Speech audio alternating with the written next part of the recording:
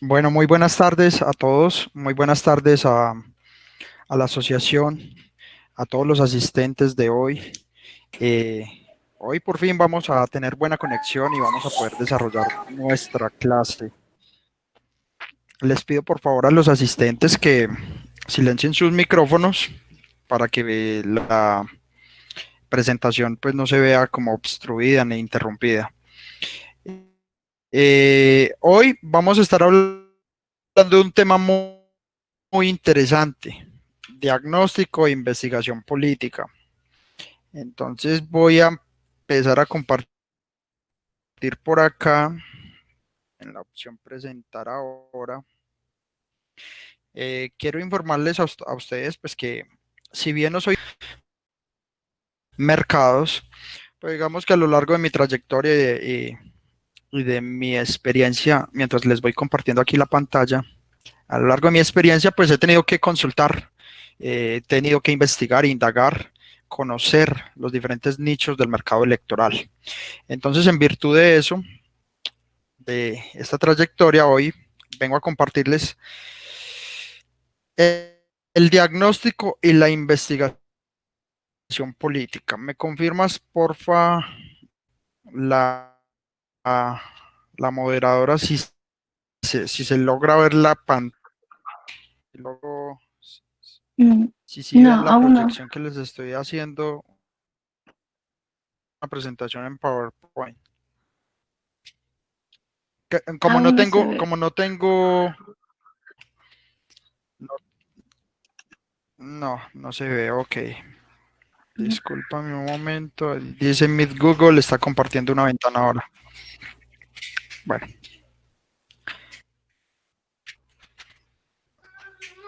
ok. Discúlpame un momento por acá. Ocultar. Bueno,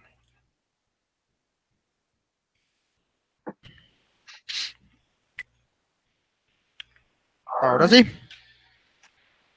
A ver, esperamos unos segundos. Tal vez esté cargando. Aún no se visualiza. Ok. Bueno, vamos a arrancar así mientras la señal lo permite. Tenemos que empezar diciendo que para investigar o para realizar un diagnóstico político, necesito conocer el ciclo político electoral o el ciclo electoral. Este está conformado por cuatro momentos que son clave saber identificar qué tipo de actividades se desarrollan cada uno de estos.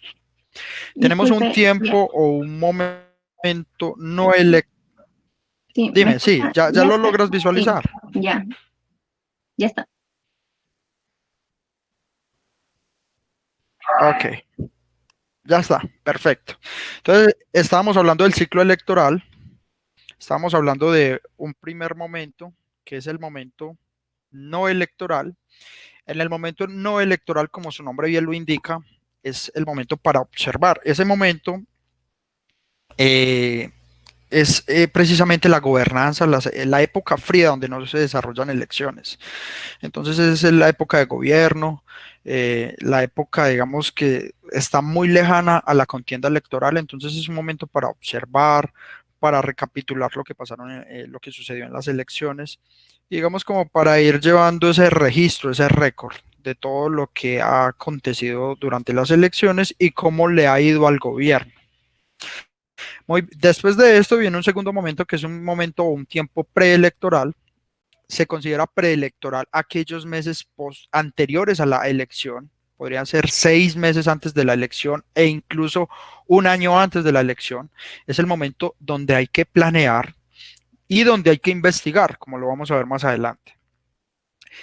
El tercer momento hace alusión, hace referencia al momento electoral donde hay que ejecutar o hay que dirigir y hay que ejecutar lo que se planeó en el anterior momento. Entonces ahí podemos identificar uno de los grandes errores que cometen las campañas y los candidatos, que es que en ese preciso momento, en el momento número 3, es donde ellos empiezan a planear, no ejecutan, sino que planean.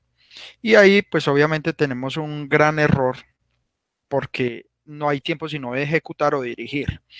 Y posterior a ese momento hay un momento postelectoral que es el momento clave para comprobar qué pasó en la elección y pues para replantear muchas cosas y analizar pues la experiencia y donde surgen los aprendizajes, las conclusiones e incluso los arrepentimientos.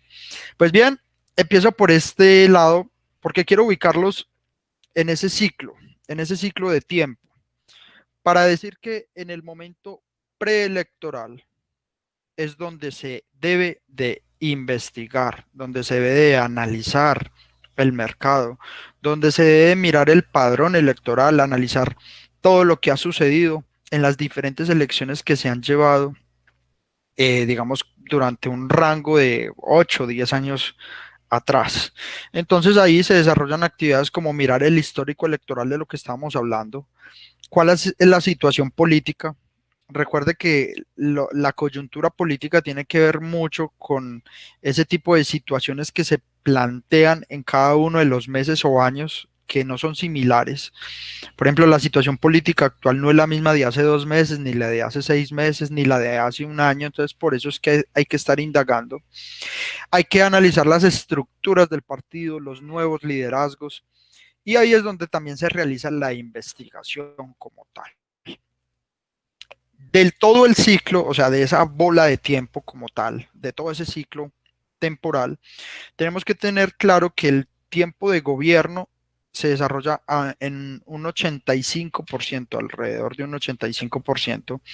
Esto es que si el ciclo de un gobierno dura 4 años, pues tenemos que ese 85% vienen a ser 3 años y más o menos 2, 3 meses de gobierno. Entonces, mire todo el tiempo que transcurre para los candidatos y las campañas para que puedan investigar. Sin embargo, vuelvo y reitero, uno de los grandes errores que cometen los candidatos y las campañas es que investigan justo cuando va a comenzar la campaña electoral, o sea, cuando ya no hay tiempo de nada. Y digamos que somos los dos tiempos entre electoral y preelectoral. Electoral entiéndase como los meses de campaña, los meses donde hay que hacer campaña publicitaria, donde hay que asistir a reuniones, mitines, medios de comunicación, en fin. Si sumamos esos 3 meses, en algunos países son 5 meses, 6 meses, pero si sumamos esos meses con los meses del momento preelectoral, pues tenemos que ese tiempo equivale a la sumatoria más bien del 15% de todo el ciclo. Con esto quiero decirles que los candidatos tienen tiempo suficiente para planear y para investigar. No lo hacen. ¿Por qué? Porque se han enseñado, antes de entrar a esta parte, se han enseñado a construir campañas netamente intuitivas. Y las campañas netamente intuitivas fue lo que hablamos en la anterior sesión, en la anterior clase que tuvieron conmigo, que es cuando los candidatos construyen sus campañas, se van hacia donde su publicista, y entonces el publicista en una mesa de trabajo lanza una lluvia de ideas y bueno, se les ilumina la mente y entonces hacen una publicidad, un estilo de foto, un eslogan o un mensaje que no guarda relación o guarda coherencia con lo que el electorado, ese gran mercado electoral, está demandando. Entonces aquí es donde hay que tener muy en cuenta que la campaña política, toda campaña política persigue un objetivo. El objetivo de una campaña política puede ser uno de tres. O sea, hay tres objetivos dentro de una campaña política. El primero, por obvias razones, es un objetivo netamente con vocación de ganar. O sea, cualquier campaña política, la mayoría de campañas políticas tienen vocación de ganar, ¿verdad? Entonces aspiran a las elecciones para hacerse elegir y para ocupar, para ganar las elecciones y ocupar los cargos a los cuales se están postulando, llámese presidencia, gobernadores, gobernaturas, como dicen en México, alcaldías o presidentes municipales, consejos, diputados, congresistas, en fin, diputados parlamentarios. Eso depende de cómo lo llamen en cada país. Entonces ese es el primer gran objetivo de una campaña, ganar. El segundo objetivo de una campaña va a ser la participación, participar. Entonces, muchas campañas que, que participan, valga la redundancia, en la elección o que se presentan en las elecciones, no todas tienen vocación de ganar, o sea, a no todas les interesa ganar. Y es precisamente porque su objetivo está encaminado en hacerse notar, hacerse ver, darse a conocer, para posteriormente posicionar su nombre, su marca y aspirar a unas futuras elecciones o a unos cargos gubernamentales. Entonces, no todas las campañas, quiero que ser muy claro en esto, no todas las campañas que participan dentro de una contienda tienen como esa vocación de ganar. Y el tercer gran objetivo de una campaña, pues es servir de comodín. A los que han jugado póker, pues saben que hay unas fichas que son comodines, que están sobre la mesa y que le sirven a todos. Entonces, más que participar, ellos, los que persiguen el tercer objetivo, que son los comodines, más que participar, les interesa es estar dentro de las campañas para más adelante negociar una posición de poder. O sea, me explico.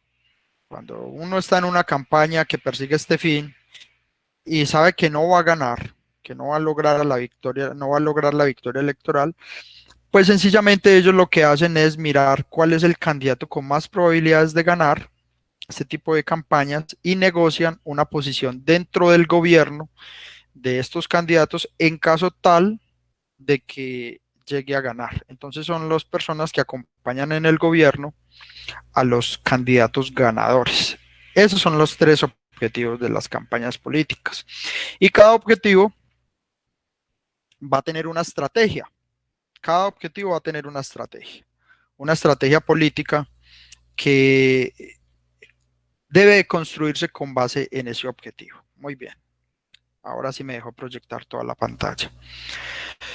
Ahora bien, debemos entender que para construir una estrategia política debemos partir de la investigación. Es decir, no hay estrategia política dentro de una campaña que no tenga investigación. No existe estrategia que no haya tenido investigación. Eso nos deja claro que para construir una estrategia debo de investigar. Quien no investiga no puede desarrollar una estrategia política. ¿Está claro eso? En virtud de esto, entonces, el primer paso es la investigación en la época previa a la elección, en el momento preelectoral. De allí, luego surge de lo que nos arroja esa investigación, de todo el resultado y el análisis de datos, en fin, es que nosotros construimos la estrategia de una campaña o el plan estratégico y para eso nos encargamos nosotros, los consultores políticos, que nos desempeñamos como estrategas, porque además hay que hacer claridad que dentro de la consultoría política no todos son estrategas, o sea, tan consultor, o sea, la consultoría es como el género, lo que les explicaba en la anterior clase. Tan consultor es el fotógrafo político, el encuestador, el asesor de imagen, el digital, en fin, como el estratega de campaña, el estratega general de campaña. Y posteriormente a ello viene la ejecución del plan estratégico con todo el seguimiento, la auditoría pertinente que se desarrolla y todos los puntos de control. Entonces, esto ustedes lo han visto, la investigación, o lo han escuchado más bien, la investigación parte de ser cuantitativa como cualitativa. No les voy a dar una clase de investigación acá, les voy a enseñar qué se hace dentro de las campañas políticas en virtud de la investigación. La investigación cuantitativa es la que nos arroja datos, cifras, y la investigación cualitativa es la que nos arroja información de otro tipo, como los mensajes, las opiniones, en fin. Ahora bien, ¿qué hay que investigar en una campaña política? ¿Qué debo de investigar? Pues bien, las campañas políticas tienen cuatro elementos y yo puedo decir que debo de investigar los cuatro, los que son el candidato, los electores, los contendores, o sea, los otros candidatos, y la campaña como tal, que es la parte de la auditoría. Hoy voy a enfocar, me voy a enfocar en la investigación que se le debe de realizar al candidato y a los electores. Al candidato y a los electores. ¿Qué debo de investigar en el candidato? O más bien, ¿qué debo de lograr en el candidato en virtud de la investigación que se realice? Muy bien, pues el arquetipo de marca. Esto es una palabra muy conocida para los publicistas, para los mercadólogos, eh, en fin, para la gente que trabaja en el medio de la comunicación, en la publicidad. Carl Gustav Jung elaboró una teoría que se llama los arquetipos de marca. Y los arquetipos de marca no son otra cosa, sino que unas etiquetas, eh, 12 etiquetas, más específicamente hablando, 12 etiquetas que me permiten clasificar a cada una de las marcas dentro de esas 12 etiquetas y tienes unas peculiaridades o unas características específicas. Entonces, el arquetipo de marca del gobernante no va a ser el mismo que el sabio o el mago, no va a ser el mismo arquetipo de marca del bufón, etcétera. Y todas las marcas que existen en el mercado, de automóviles, chocolates, en fin, todo, absolutamente todas las marcas que existen en todo el mercado, se clasifican en uno de estos 12 arquetipos. Entonces, para lo que nos une o lo que nos converge o convocan esta tarde, que es la investigación de las campañas electorales, también los arquetipos se utilizan para los candidatos, porque no todos cumplen o se encajan en el mismo, en la misma etiqueta o en el mismo arquetipo de marca. Y en los electores, la investigación va dirigida a encontrar esa construcción inconsciente colectiva o el inconsciente colectivo ciudadano, que es, como lo vamos a ver más adelante y vamos a desarrollar esto con más detalle, esa construcción inconsciente colectiva de la ciudadanía es ese ADN que existe en cada una de las comunidades y sobre los que nos diferencia de otras. Entiendas, entonces ahí van a encajar todos los elementos culturales, antropológicos, morfológicos, fisiológicos, psicológicos, en fin. Entonces, lo que necesitamos es encontrar qué está pensando ese inconsciente colectivo ciudadano de ese territorio en el cual voy a participar con una elección. ¿Por qué? Porque a la postre, cuando yo tengo estos dos elementos, tanto la construcción inconsciente colectiva de los electores como el arquetipo de marca del candidato, entonces ahí es donde establezco una metodología que se llama el feeling timing, que es precisamente ese encaje entre lo que el mercado me demanda, o sea, los electores, y lo que yo estoy ofertando como candidato o como campaña. Cuando yo logro encontrar esas dos piezas, pues esas dos piezas encajan perfecto como si fueran un rompecabezas. Y ahí es donde se produce la conexión entre candidato y elector. Por eso es tan importante la investigación y aquí he ahí una primera conclusión para que la apunten. La investigación es tan importante porque me permite hacer la conexión entre candidato y elector, tomado con rasgos, con datos, con información verdadera, certera, clave, en virtud de la investigación que realicé. Diferente es cuando las campañas a punta de intuición se agarran a adivinar cuál es el mensaje que de pronto pudiera pegar más en el nicho electoral. Entonces ahí es donde empiezan a inventar los publicistas, donde empiezan a diseñar una serie de algoritmos o de, digámoslo así, una serie de mensajes y la verdad puede que peguen, como hay otros que no se sientan identificados con eso y sencillamente pues la plata o el dinero que se va a invertir en dichas campañas pues se va a ir a la basura porque no va a servir para nada. Entonces ese es el proceso de feeling timing que se retroalimenta de la investigación electoral. Muy bien, ¿cómo se investiga entonces al candidato? Vamos a empezar por el candidato. ¿Cómo se investiga cómo se investiga el candidato? Pues bien, desde nuestra firma, desde nuestra experiencia, nosotros investigamos al candidato con cinco instrumentos claves con los cuales investigamos al candidato. Y este es el trabajo previo que yo realizo cuando una campaña, un candidato me contrata. Entonces, cuando acuden a nuestra firma, yo empiezo por acá. Primero, la FODA. Segundo, las dominancias cerebrales de Ned Herman. Tercero, el test de personalidad. Cuarto, el test de preferencias. Y quinto, la entrevista. Voy a empezar a hablarles de cada una de ellas. Entonces, la matriz FODA, o la DOFA, como ustedes la conocen, es el diagnóstico de la situación actual. Allí se hace un análisis interno del candidato o de la campaña, perdón, y un análisis externo, y llámese externo, de los electores. Pero también ahí cabe el análisis de la competencia o de los contendores. Lo que pasa es que a nosotros no nos enseñaron la FODA o la DOFA como debe de ser, sino en los módulos de planeación estratégica. Entonces conocemos la DOFA o FODA, voy a utilizar el término FODA, solamente como la matriz de 4 entradas que me permite identificar las fortalezas, las debilidades, las oportunidades y las amenazas. Y hasta ahí llegó la FODA que nos enseñaron en las escuelas, en las universidades y en muchos otros cursos, seminarios, diplomados, etcétera. Pues bien, hoy les voy a enseñar un poco más allá de lo que aprendimos de la FODA. Y la FODA no tiene solamente 4 entradas, tiene 8, pero lo vamos a desarrollar paso por paso. Entonces, las fortalezas me hablan de aquellos aspectos para los cuales soy bueno, de aquellos elementos intrínsecos en mi personalidad que me diferencian de los demás. Esas son las fortalezas, ¿verdad?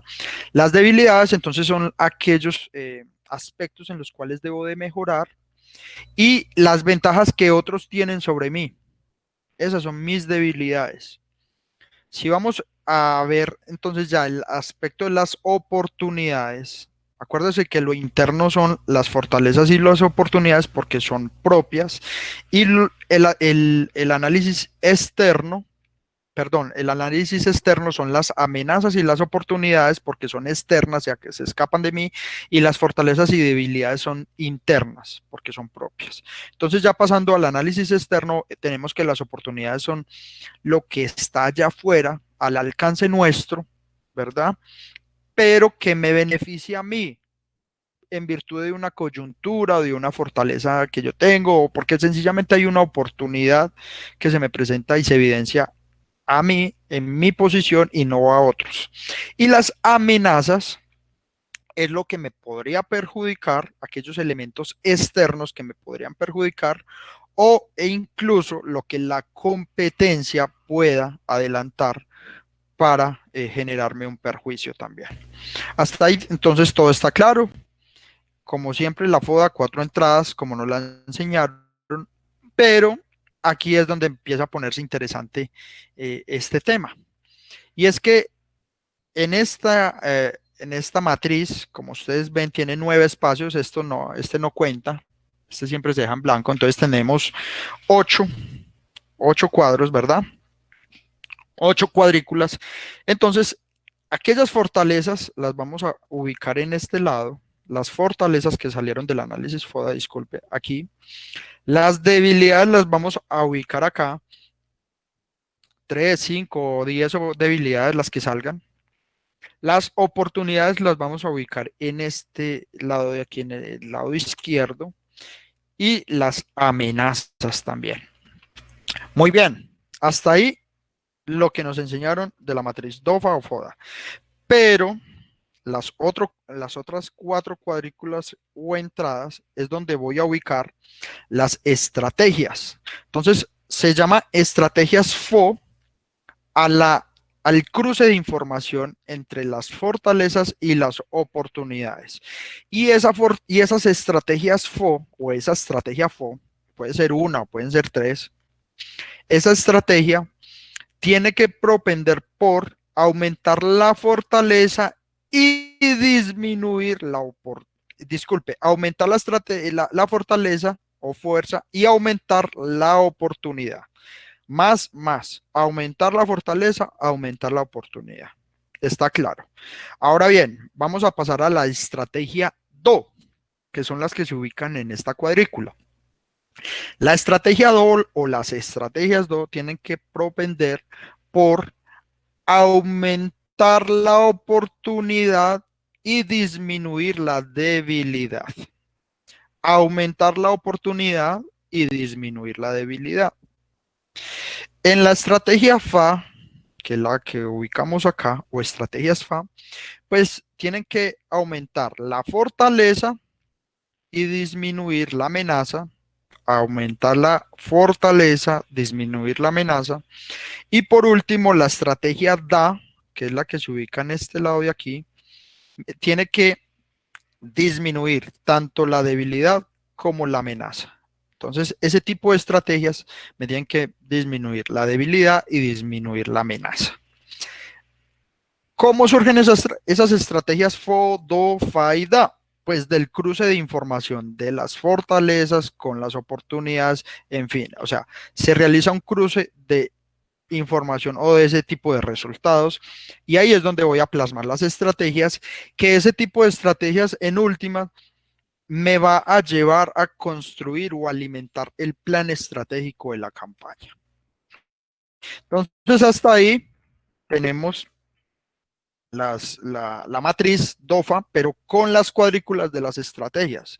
Recuerde, las estrategias FO es maximizar tanto las fortalezas como oportunidades, las DO es mini-maxi, minimizar qué, debilidades, maximizar oportunidades, las amenazas es maxi-mini, maximizar las fortalezas, minimizar las amenazas, y aquí en las estrategias DA es mini-mini, minimizar tanto debilidades como amenazas.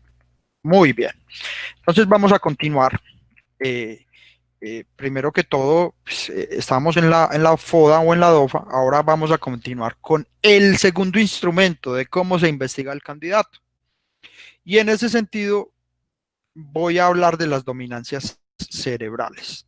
Las dominancias cerebrales es una matriz que su autor es Ned Herman, y él, a través de un cruce de información y con unos tests que se aplican, dice que ahí se pueden formar 64 tipos de figuras o cruces de información diferentes. Dependiendo del cruce de información de la dominancia cerebral que muestre la persona, es que se logra identificar qué tipo de actitud o aptitud tiene esa persona, o sea, para qué es bueno.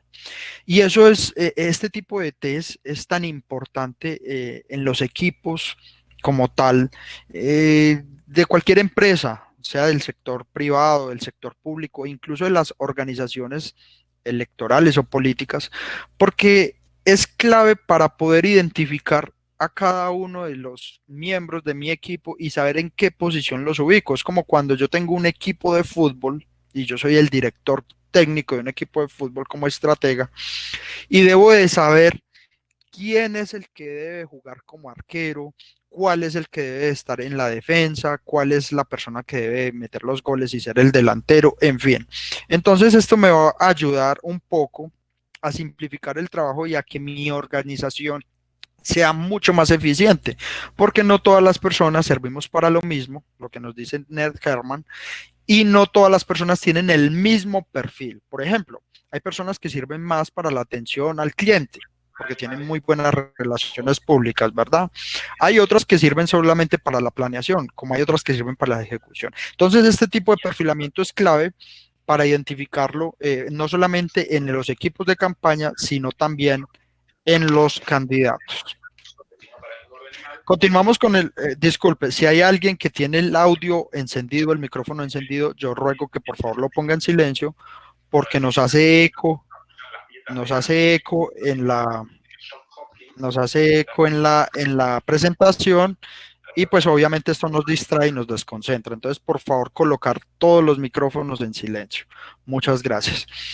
Posteriormente, ya hablamos de la FODA, de las dominancias cerebrales. Hay otros dos tests o otros dos instrumentos que aplicamos en nuestra firma como tal, en Hammer Chica Asociados, a los candidatos, que es el test de la personalidad y el test de las preferencias. Estos ustedes, pues son unos instrumentos que desarrollamos con un equipo de neuropsicólogos que ha trabajado con nosotros y pues como hacen parte del know-how de nuestra firma y de nuestra marca, pues por obvias razones no los podemos enseñar acá.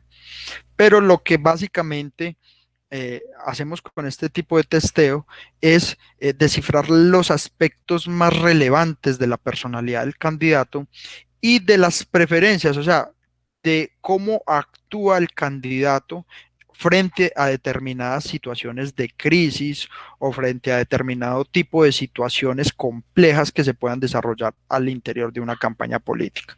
Porque eso me va a permitir a mí ir un paso adelante en la planeación de la campaña, diseñar los protocolos también de gestión de crisis y estar al tanto para un posible momento de coyuntura crítica que se presente, saber cómo reaccionar o qué puedo hacer con el candidato. Y el último instrumento que tenemos para investigar a nuestro candidato es la entrevista. Como su nombre bien lo indica, pues la entrevista es aquella cita que se hacemos de manera frecuente con el candidato, donde estamos evaluando eh, el ciclo de su comportamiento, de su campaña, de todo lo que se va desarrollando en este quehacer de la metodología como tal de campaña y vamos descifrando en la personalidad del mismo candidato o más bien de lo que él pretende y lo que quiere que se haga en la campaña para también obtener unos insumos valiosos y poder construir el plan operativo de la misma. Entonces, cuando yo logro aplicar estos 5 instrumentos, puedo decir que investigué a mi candidato. Lo investigué. En últimas, uno no termina conociendo al candidato, no lo termina conociendo perfectamente al 100%, porque incluso ni nosotros mismos nos terminamos de conocer nunca, pero por lo menos ya tenemos un mapa detallado de lo que es el candidato, con todo este tipo de testeos y los, digamos, informes finales que surgen a partir de todo el análisis que se hace de este tipo de información. Por último, ¿qué se obtiene ahí? Pues ahora sí se obtiene el perfil, por ello se llama perfilamiento. El perfil del candidato, se descubre el arquetipo de marca y a partir de ahí es que se construye la identidad de la campaña. Ahí puedo decir que ya tengo la primera parte, el 50% de la investigación, que es el candidato. Pues bien, ahora sigo con el elector. ¿Qué se investiga entonces en el elector? Bueno, en el elector necesito investigar 3 paquetes de información. El primero, los elementos políticos fundamentales. El segundo, los elementos políticos coyunturales. Y el tercero, los elementos políticos electorales. Estos 3 paquetes de información son clave para yo saber como estratega o como candidato en qué piso voy a pisar, valga la redundancia, o en qué terreno estoy pisando en la campaña. Entonces, ¿qué son los elementos políticos fundamentales? Pues los elementos políticos fundamentales son aquellas valoraciones, información, actitudes que tiene la gente y que son intrínsecas a ellas, a ellos, a las personas, ¿verdad? Entonces, supongamos, ¿cree en Dios o es ateo? Eso es fundamental de la persona. O sea, son elementos que no varían con el paso del tiempo, ni con una situación en específica. Yo puedo ser creyente en Dios, pero difícilmente de un momento a otro puedo volverme ateo. Hay personas que lo logran, pero digamos que son elementos que son de gran arraigo dentro de la población. Hay personas que son netamente conservadoras desde su pensamiento, como hay otras que son más liberales, más progresistas. Entonces eso me permite identificar las personas, por ejemplo, que están de acuerdo con el aborto o las que no están de acuerdo con el aborto, con el matrimonio entre población LGTBI, las que no están de acuerdo con ello. O sea, todos esos elementos son intrínsecos de la persona y son fundamentales. Entonces, si pertenecen a algún partido, si son potencialmente activos hablando en política, si creen en Dios, si son religiosos, en fin, ahí hay un gran testeo de muchas situaciones o de muchos ítems que me permite identificar esos elementos políticos fundamentales. ¿Y para qué necesito conocer eso? Pues precisamente pues, para elaborar un buen mensaje de campaña y un buen programa de campaña. Porque las campañas que son generalizadas son las que le hablan a todo el mundo y a nadie a la vez. Yo necesito construir mensajes de campaña y segmentarlos. O sea, eso ya es una metodología que hace parte de otro módulo dentro de este curso. Pero cuando yo conozco bien a mi electorado, entonces me voy a permitir construir un programa amplio y diversificarlo para obviamente tener unos muy buenos resultados y lograr enganchar o conectar con esos diferentes nichos electorales. Ahora bien, segundo paquete de información, elementos políticos coyunturales. Los elementos políticos coyunturales son eh, aquellas valoraciones, juicios, actitudes, opiniones que se realizan en virtud, como su nombre lo indica, de una coyuntura, de una situación específica de momento. Por ejemplo, lo que está pasando o lo que pasó en el Perú con la inestabilidad política que se generó a raíz de que renunciara el presidente, de que se cerrara el Congreso. Entonces son situaciones coyunturales o específicas que me cambian toda la dinámica del juego político. Y en virtud de ello también es que se analiza la gestión de los gobiernos. Entonces necesitamos preguntarle al ciudadano cuál es la fidelidad que tiene con diferentes sectores políticos, qué opina de la gestión que ha desarrollado el gobierno, si está a favor o en contra, cuál es la imagen que tiene de ciertos aspirantes políticos. ¿Por qué? Porque pues lo coyuntural pues obviamente obedece a diferentes planteamientos que se realizan del momento crítico, del momento actual que se evidencia en la política. Por eso es tan importante, mire, esta diapositiva, escuchar a la ciudad, escuchar a la ciudad. Hoy las campañas han cambiado de una manera mucho más dinámica. Antes, como yo les decía en la anterior clase, antes los candidatos se dedicaban era a emitir un discurso unidireccional, o sea, él hablaba, la ciudad o el ciudadano escuchaba y hasta ahí llegaba la comunicación política. Hoy el nuevo paradigma de las campañas nos plantea de que hay que escuchar más a la ciudad, los políticos, los candidatos tienen que escuchar más a los electores. Y en ese sentido, la comunicación política se tornó bidireccional. Entonces, si se quiere construir un buen planteamiento de una campaña electoral, se debe escuchar más a la ciudad, hay que escuchar más a los electores en virtud de esas dos informaciones. Y por último, de esos dos paquetes de información, lo fundamental y lo coyuntural. Y la tercera es precisamente los elementos políticos electorales. Y los elementos políticos electorales es lo que miden las encuestas. Por eso es que cuando a mí me dicen, a mí me contratan y yo le pregunto al candidato, ¿usted ya investigó? Y él me dice, sí, ya hicimos la encuesta y tenemos una buena intención de voto. No, error. La encuesta, como lo vamos a ver a continuación, es un instrumento de medición para investigar, es un instrumento de aplicación, de recoger información para investigar. Ahora bien, ¿qué hacen las firmas encuestadoras?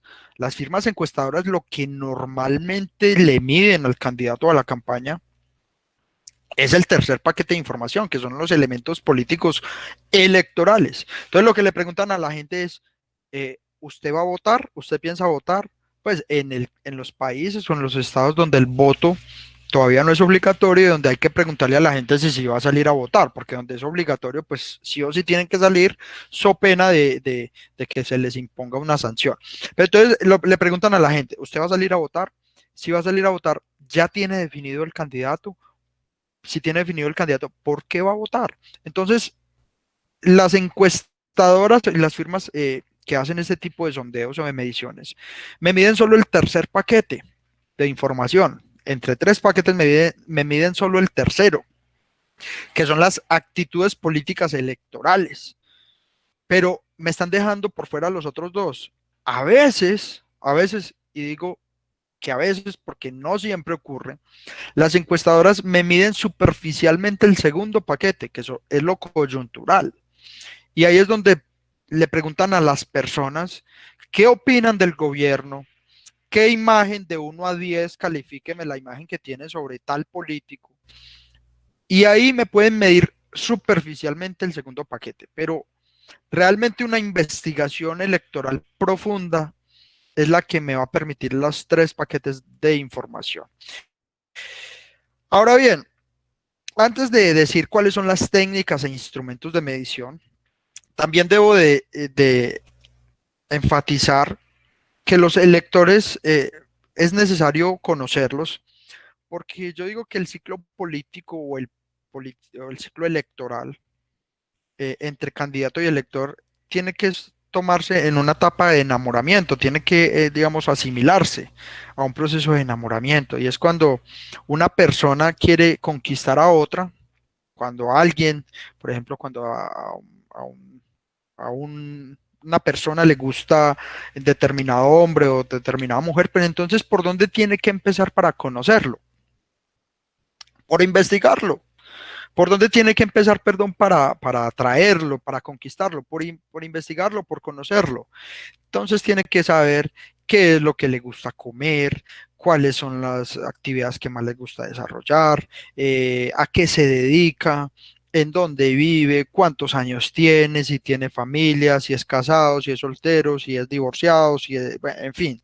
O sea, tiene que conocer absolutamente todo de esa persona que quiere conquistar, pues obviamente para abordarla y para que el proceso de enamoramiento se dé. Lo mismo pasa entre el candidato y el elector. Si el candidato no investiga a su elector, habrá otro que sí lo investigue y que sí lo enamore. Por ende, la necesidad de investigar nuestro nicho electoral o a nuestros probables electores. ¿Qué técnicas entonces se utilizan o qué instrumentos se utilizan para la medición y para extraer toda la información de la masa electoral o de los electores más bien? La primera, el primer gran instrumento es las encuestas. La encuesta de la que ya habíamos hablado. La segunda son los tracking polls, que los trackings, pues si bien no son diarios, no, son muy pocas las campañas que pueden hacer ese tipo de medición diaria, pero sí se recomienda que durante la campaña, por lo menos durante la campaña, los meses que dure la campaña, sí se hagan trackings, que son mediciones, son muestreos más frecuentes, o sea, pueden ser semanales, pueden ser quincenales, en fin, pero que no se deje de medir cuál es la percepción que se genera entre en el electorado, porque las campañas están compuestas de muchos momentos y esos momentos hacen de que la situación varíe. No podemos irnos con un mismo derrotero de inicio a fin en una campaña, porque las campañas están compuestas de muchos momentos y de crisis y de situaciones específicas que hacen que cambie todo el panorama. Entonces, en virtud de ello es que necesito estar evaluando periódicamente y para eso es que sirven los tracking. El Big Data, los datos necesarios, tan necesarios, el Big Data no es solamente las redes sociales, no es solamente el, la información que se permite extraer de redes sociales, no, ni de los buscadores. Los datos son todo, todo, absolutamente todos los datos, incluso desde antes de que existiera la Internet, habían datos. Habían datos de las personas, como cuál era su tipo de sangre, el número de su licencia de identificación, la dirección, el teléfono, en fin. Son datos y los datos hay que analizarlos. Que hoy la Internet y la tecnología nos haya permitido avanzar un poco más en el Big Data, pues sí, esto hay que decirlo que gracias a todo el auge tecnológico, pues hoy se han simplificado un poco más el uso de macrodatos, Pero no es lo mismo tener datos a analizar datos. Y aquí hay que ser claros que hay que contratar personas que sepan de estas cuestiones. Los datos no solamente son los resultados que arrojan las diferentes redes sociales a través de sus aplicaciones, ¿verdad? O de sus trends, sino que esto encierra, digamos que una nube o un universo mucho más grande, y es a donde apuestan las campañas políticas modernas. Ya lo vimos con Cambridge Analytica en la campaña de los Estados Unidos con Donald Trump. Y estas campañas, y hablo de la de Estados Unidos que es en noviembre, pues van a tener muchos más datos, y por eso es que Facebook, y por eso es que Twitter, y por eso es que Google, Gmail, Android, absolutamente toda nuestra vida se mueve por datos. Voy a poner un simple ejemplo para no redundar más en este tema.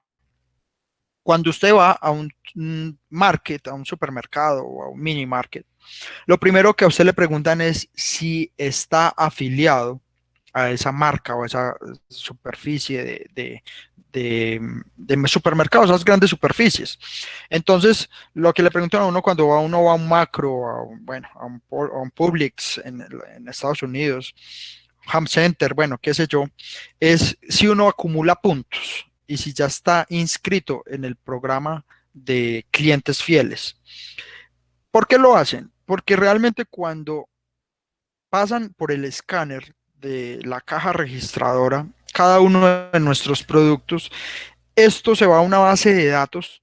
Todas las compras que usted hace, se va a una base de datos que va construyendo un perfilamiento de cliente o de usuario, y permite descifrar datos que incluso cuando hacen promociones, entonces le envían a usted un correo electrónico, le envían un mensaje de texto y le dicen, mira, por ejemplo, Juanita compra mucho lo que es ropa deportiva, entonces cuando hayan promociones sobre ropa deportiva, para que Juanita no se vaya y compre ropa deportiva en otro almacén o en otra tienda, entonces sencillamente nos vamos a comunicar con Juanita para decirle que hay promoción en ropa deportiva. Y así sucesivamente van construyendo un perfilamiento con base en los productos que nosotros más consumimos.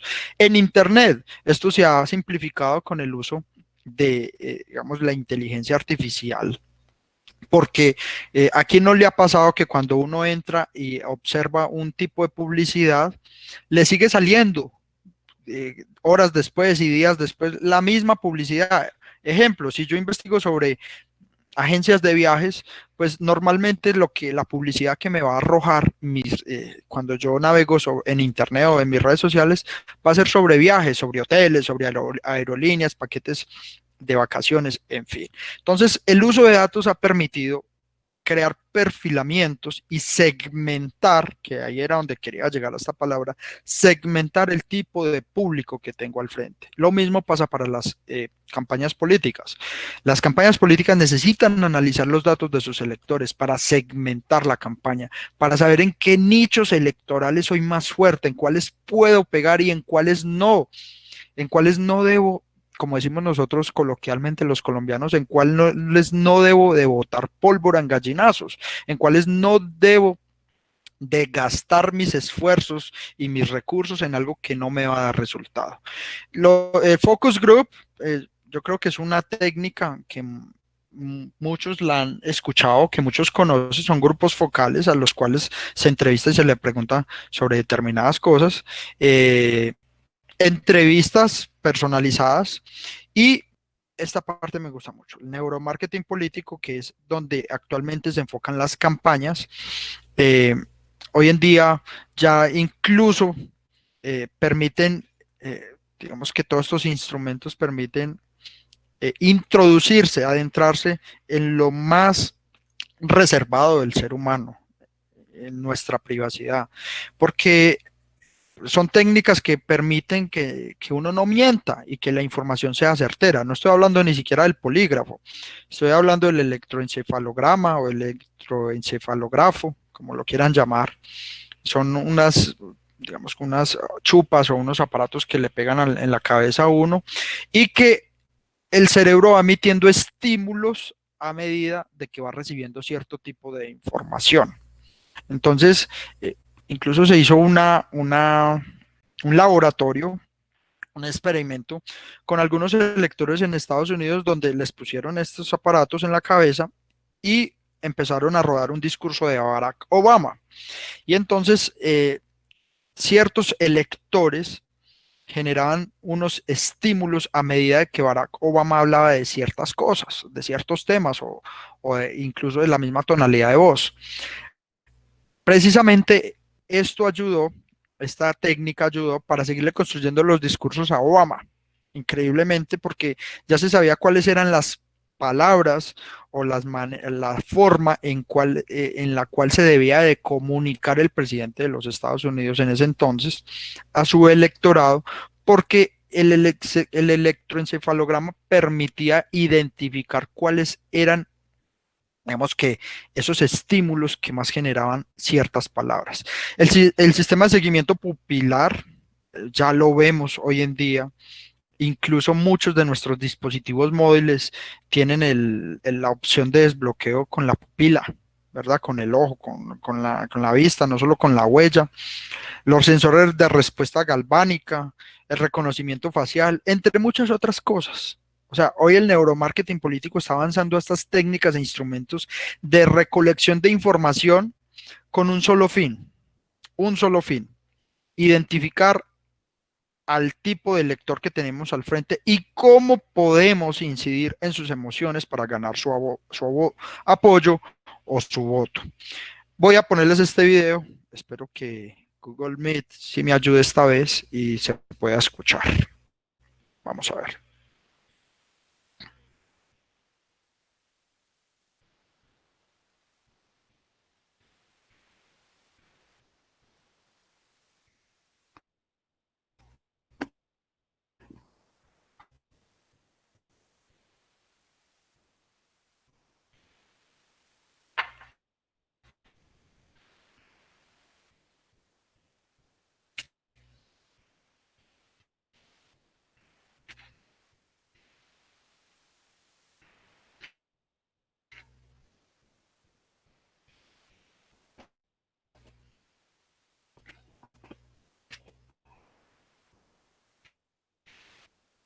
Ya lo está reproduciendo, no se logra escuchar.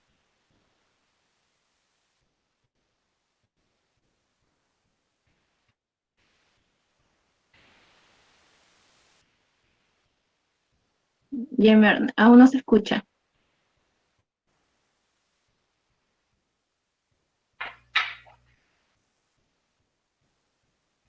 Gamer, no, no se escucha. No se escucha. No se escucha. ¿Aló? Ok, bueno, No se escucha. esto digamos que todavía no lo han acabado de inventarse.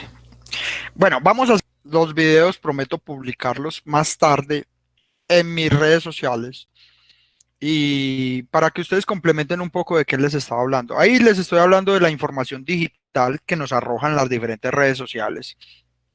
Facebook, Google, en fin, a Amazon. Incluso hay un sistema de compras anticipadas de Amazon que permite ver, ellos compran la información, entonces permiten identificar las personas qué es lo que han consumido con más frecuencia en un determinado rango de tiempo y cuál es la publicidad que más observan en Internet. Y en virtud de ello crean un perfil de consumidor e incluso ya en Estados Unidos se operan las ventas anticipadas de Amazon, cosas que ni siquiera se han ordenado, pero ya te las tienen listas. Entonces, es ese tipo de información digital que la inteligencia hoy y pues los datos en Internet y todo el neuromarketing han permitido identificar. Lo mismo nos sirve para las elecciones, o sea, cuáles son los gustos y los temas de mayor interés de nuestros electores. Ahora bien, vamos a hablar de la encuesta. No me voy a detener mucho en esto porque pues conocemos cómo se desarrolla la encuesta. Primero tiene que haber una parte de preparación, perdón, de diseño. Entonces el diseño es cómo vamos a construir el formulario, de qué temas vamos a hablar, cuáles son las preguntas que vamos a hacer, el universo que vamos a medir, el tamaño, el margen de error, en fin. Después de ese diseño de la encuesta se pasa a la preparación, que es donde viene el reclutamiento y la capacitación a los encuestadores, la entrega de materiales y luego posteriormente pasamos a la parte de aplicación en campo bajo la supervisión y revisión de personas que sepan de análisis de datos, de estadística, en fin, o sea, gente que de verdad esté preparada para estos menesteres. Por último viene ya el procesamiento. Después de que se recoge la información, viene el procesamiento de la digitación, la depuración, en fin, el análisis de los datos y posteriormente ya el informe y la evaluación. Eso es como el ciclo de la encuesta, lo que conocemos normalmente, que es el instrumento que recoge información, el que más se ha utilizado, digamos, para el quehacer político, incluso para el mercadeo convencional, el mercadeo comercial. No obstante, vuelvo y lo digo, en virtud del video que acabamos de ver, hoy en día hay unos métodos que están desplazando a la encuesta. Hay unos métodos mucho más efectivos de conocer la información con más precisión. Bien, todas estas técnicas, como bien lo comentamos al inicio, nos permiten conocer la construcción inconsciente colectiva del ciudadano o del elector. Y ese inconsciente colectivo es el conjunto de prejuicios, mitos, actitudes, incluso todo ese tipo de mitos y con lo que nos criaron, en lo que creemos, todo eso hace parte del inconsciente colectivo. Por eso es que todos esos rasgos culturales es lo que nos permite identificarnos de otros grupos sociales. Es decir, si yo mido el inconsciente colectivo de Lima, no va a ser el mismo de Ica. Si yo mido el inconsciente colectivo de Santiago de Chile, no va a ser el mismo de Bogotá ni el de Ciudad de México, porque cada una de las sociedades o de los grupos sociales tienen diferentes rasgos y en virtud de ello es que yo debo encontrar ese inconsciente colectivo, la información que allí se alberga, en virtud obviamente también del momento, de la coyuntura, pero también de los elementos fundamentales y de lo electoral. Por eso necesito recopilar los tres paquetes de información de los que hablamos al inicio. En ese orden de ideas es que yo voy a conocer cada una de esas datos o de esas estructuras de información que me compone el inconsciente colectivo y voy a poder acoplar, voy a poder hacer el proceso del filling time, en el proceso de acople entre lo que estoy ofreciendo con el candidato de la campaña y lo que me está demandando el ciudadano. Para terminar, quiero hacer un laboratorio de campaña, o sea, quiero exponer algo, una campaña en las que participé en los últimos tiempos y que me parece que es el mejor ejemplo que puedo poner, porque fue una campaña bonita, efectiva, eh, que fue precisamente la presidencia de Colombia con Iván Duque y Marta Lucía Ramírez. En la mesa estratégica participamos muchas personas en las diferentes regiones del país. Digamos que la estrategia de campaña fue una sola, direccionada desde el ámbito nacional por el gerente de campaña de la presidencia Iván Duque en Colombia, que era Luigi Echeverry, pero fue una estrategia acoplada a cada una de las regiones. Entonces, lo primero que debemos de conocer antes de diseñar una estrategia de campaña es investigar, ¿verdad? Y cuáles son los antecedentes. Para el plano de Colombia, teníamos los siguientes antecedentes en la aprobación de la imagen de los últimos presidentes, de los últimos 4 presidentes. Estamos hablando desde el 94 hasta el 2018. Eran 24 años, 24 años. Entonces, vimos que Ernesto Samper y Andrés Pastrana en determinado momento no gozaban de aprobación. Su imagen fue muy mala. Fue una imagen deficiente, generó mucho más rechazo durante su gobierno que aprobación, pero llega el fenómeno de Álvaro Uribe. Estos son datos de Gallup, ¿verdad? Llega el fenómeno de Álvaro Uribe en el 2002 y la gente como que el inconsciente colectivo ciudadano recupera recupera, digamos, esa esperanza porque veníamos prácticamente de ser un estado fallido, y estoy hablando de Colombia, de la época de los carteles de la droga, lo mismo que está viviendo México actualmente. A nosotros nos tocó en los 80, 90, entonces con Pablo Escobar, el cartel de Cali, bueno, toda esa historia nefasta de nuestra patria. Y la inseguridad era terrible en Colombia, secuestraban, extorsionaban, había pescas milagrosas. Bueno, los colombianos que tengan un poco de memoria sobre esas épocas sabrán de qué les estoy hablando. Entonces, cuando se investigó en la campaña de Uribe, antes de ir a lo de Duque, cuando investigó la campaña de Uribe, pues encontramos un inconsciente colectivo ciudadano, encontramos no porque yo haya participado en esa campaña, lo aclaro, sino que la estudié a profundidad, entonces se encontró en ese momento, los asesores encontraron en ese momento que había un inconsciente colectivo ciudadano en los colombianos de desazón, de desconcierto, de desesperanza, que no creían en nada y llega, ¿por qué? Porque pues habían unos victimarios que eran las FARC y los grupos estos narcoguerrilleros que tenían al ciudadano o al pueblo colombiano sometido. Entonces llega Álvaro Uribe con su política de seguridad democrática y empieza a recuperar no solamente la seguridad, sino la confianza de los ciudadanos. Y por eso es que los índices de aceptación y de aprobación de Álvaro Uribe durante sus 8 años de gobierno fueron tan altos. Álvaro Uribe nunca estuvo por debajo del rechazo, o sea, la aceptación era tremenda, era tan abrumadora que incluso Juan Manuel Santos llega a ser presidente gracias a Álvaro Uribe y Duque, Iván Duque también llega a ser presidente gracias a la buena imagen o digamos a ese voto duro, a ese electorado fiel a la política uribista. Hasta el día de hoy sigue siendo un fenómeno político. Diferente fue con Juan Manuel Santos. Entonces esos fueron como los antecedentes. En el 2014, miren este mapa, este es el mapa de Colombia, en el 2014, en la campaña Oscar Iván Zuluaga versus Juan Manuel Santos, Oscar Iván Zuluaga, que era el candidato de Álvaro Uribe, ganó toda la zona azul, y Juan Manuel Santos es en el mapa todo lo que ustedes ven de color naranja, ¿verdad?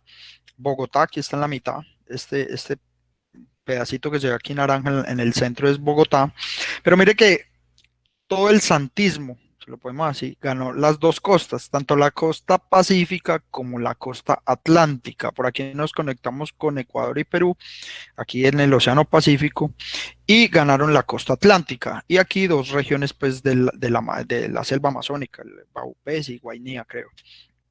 Ahora bien, mire todos los antecedentes que se presentaron, voy a poner el del 2016, no solamente analizamos las elecciones del 2014, sino las del 2016, con el famoso plebiscito, que se apoyaba al pueblo colombiano, el plebiscito de los diálogos de la guerrilla de las FARC con el gobierno de Juan Manuel Santos. Y mire, ganó el no, y era, el no era todo ese voto que promovía el uribismo y la derecha de Colombia. Y mire que ganan las mismas regiones, en la región centro del país, excepto Boyacá y Bogotá. Pero las costas siguen siendo del sí, o sea, del santismo, todo ese sector liberal y de izquierda, el sector más conservador, más de derecha en el centro. Entonces, cuando comparamos los dos mapas, prácticamente que fuera una copia al carboncillo, una copia calcada del voto duro, el voto duro de tanto de un sector como del otro. Cuando comparamos y analizamos los dos mapas, las dos elecciones eh, que antecedieron a la de Duque, en el 2014, mire que las costas, tanto la pacífica como la costa atlántica, la ganan los sectores de izquierda, centroizquierda, ¿verdad? Y el centro del país, la derecha. Lo mismo pasó con el plebiscito. Las costas las ganan los sectores de izquierda, centro izquierda, llamémoslo así, y el no, y también obviamente el santismo que acompañaba a Juan Manuel Santos, son algunos sectores ya entre comillas de derecha, y el no, un sector más conservador, más de derecha el centro del país. Entonces ahí teníamos los dos mapas, imágenes calcadas. ¿Qué debíamos hacer para ganar la elección del 2018 con Iván Duque? Pues hombre, había que ganar la costa. Definitivamente, sí o sí, se debía de ganar la costa atlántica o la costa pacífica. Y cuando se hace la investigación de la campaña de Iván Duque y Marta Lucía presidentes, pues entonces había que encontrar el inconsciente colectivo ciudadano de los costeños, de los ciudadanos costeños o costeros, como lo quieran llamar, de Colombia. Entonces, entre las muchas opciones que habían, que movían a la fibra del costeño, había algo que, hay un equipo en especial que, si bien es de Barranquilla, pero prácticamente es el equipo de toda la costa, que se llama el Junior, ¿verdad? El Junior, tu papá. Pero hay un elemento que mueve al costeño, y yo digo que más que al costeño, al colombiano, y se llama el vallenato. Entonces, el vallenato es aquella música de nuestro folclore que nace en la costa atlántica. Como necesitábamos ganarnos el voto de la costa, debíamos conectarnos emocionalmente con el elector de la costa. Y por eso es que teníamos que encontrar la manera de generar esa conexión, porque el costeño de por sí naturalmente ha votado por los candidatos de la centroizquierda, o sea, el voto costeño ha sido un poco más liberal, un poco más suelto, más progresista, más de izquierda. Digamos que el voto del ciudadano costeño no ha sido tan de derecha, pero entonces necesitamos conectarnos con esa fibra emocional de ese ciudadano. Y qué mejor que Iván Duque, cuando era candidato, pues vinculara dentro de su campaña a todos aquellos juglares y artistas vallenatos reconocidos en esta región. Entonces, ahí es donde entran a ser parte de la campaña de Iván Duque la mayoría de cantautores vallenatos. Aquí tenemos a Poncho Zuleta, por aquí tenemos a, bueno, por aquí está Silvestre Dangond, Peter Manjarrés, y aquí se me olvida el nombre, se me olvidó, se me pasó. Eh, pero bueno, la mayoría de cantautores vallenatos estaban con Duque. Y por eso es que precisamente el jingle de la campaña de Iván Duque fue un vallenato.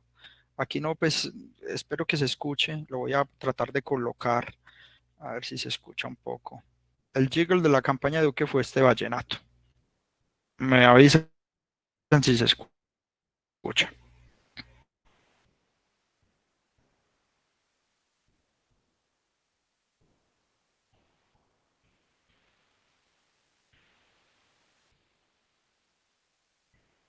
¿Sí se escucha? No, no se escucha. Mm. Mm.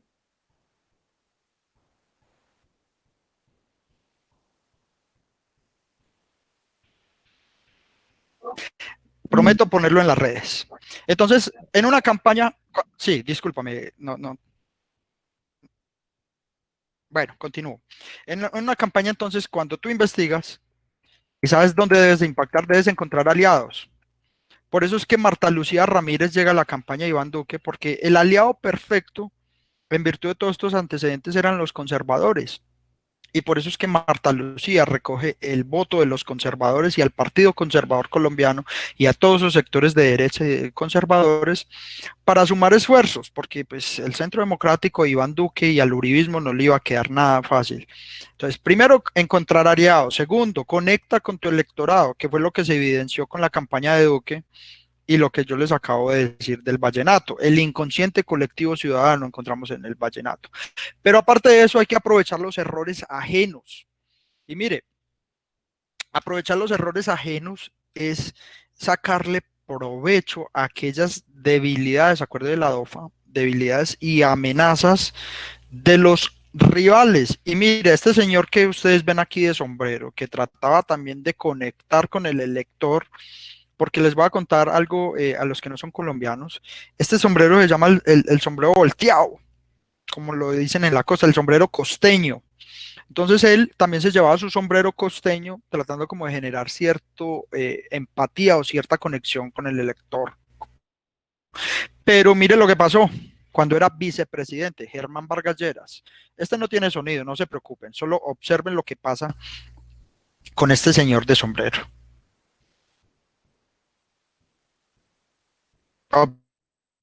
Observenlo muy bien lo que pasa.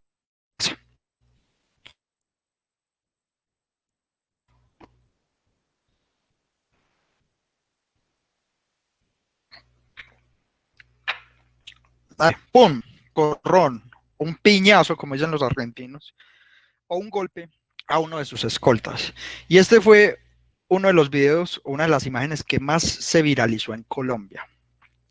Germán Vargas Lleras fue el ministro preferido de Juan Manuel Santos, el superministro de Santos. Lo voy a poner, lo voy a volver a rodar. Y aparte de eso, fue el vicepresidente en su segundo gobierno.